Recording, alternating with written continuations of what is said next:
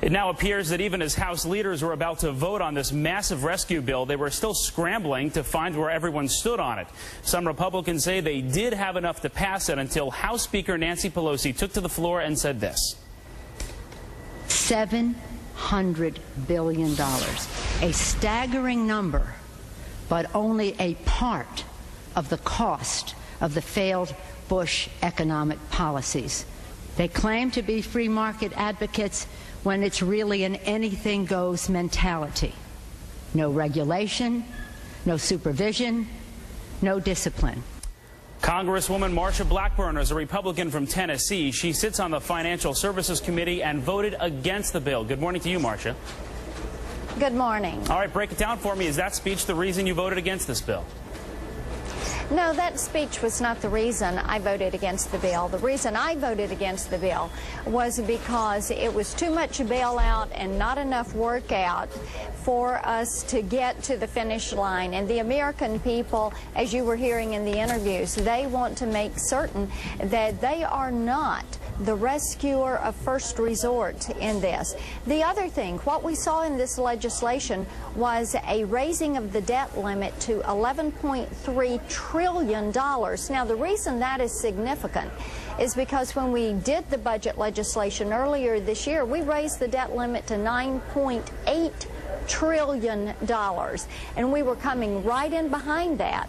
But Marsha, since you're throwing that $1 trillion number around, let me just say that you call this $700 billion budget package a, quote, disastrous legislative product. Then yesterday you see the Dow dive 778 points.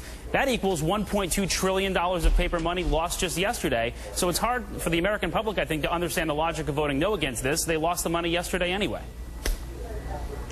What the American people know and what they have responded to is that this is $700 billion of taxpayer money that was being committed basically as a blank check, a $250 billion blank check to Secretary Paulson. That is an action they did not want Congress to take. They did not want to see Congress give that authority. Now, we are all committed to finding a resolution to this issue and finding a resolution to it by week's end. I think what you saw yesterday from both Democrats and Republicans was that this package that had been presented was not the way the American people, that our constituents wanted us to move forward on the bill. Now, I commend all the negotiators from both sides that worked to find a product, and they are still working. We are all working to make certain that by week's end we've got something, but there are some other issues that need to come to the table. Well, I was just going to ask you, what will it take for you to vote yes? Increases. Well, some of the things we want to see.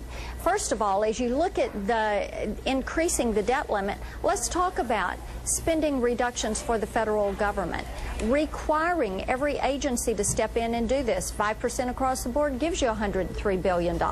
Let's talk about the liquidity issues that are affecting our capital and our credit markets, and mark-to-market accounting, reinstating the uptick rule, making certain that FDIC insurance limits are increased. Haven't done that in 28 years.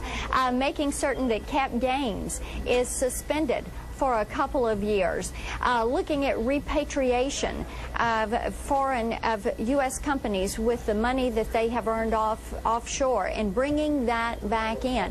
There are so many free market-oriented portions of this proposal, of the discussion, that are still there. And I think what we saw yesterday was people responded to constituents who were saying, let's make certain we put some more free market components. They want to see Wall Street have some skin in the game. They want it to be a workout plan and not a bailout plan, and we're all committed to finding a resolution to this. All right, we'll see if we can get it done by the end of the week. Congresswoman Marsha Blackburn from Tennessee, thanks so much for your time. We are determined to get it done. Thank you so much. Thank you so much.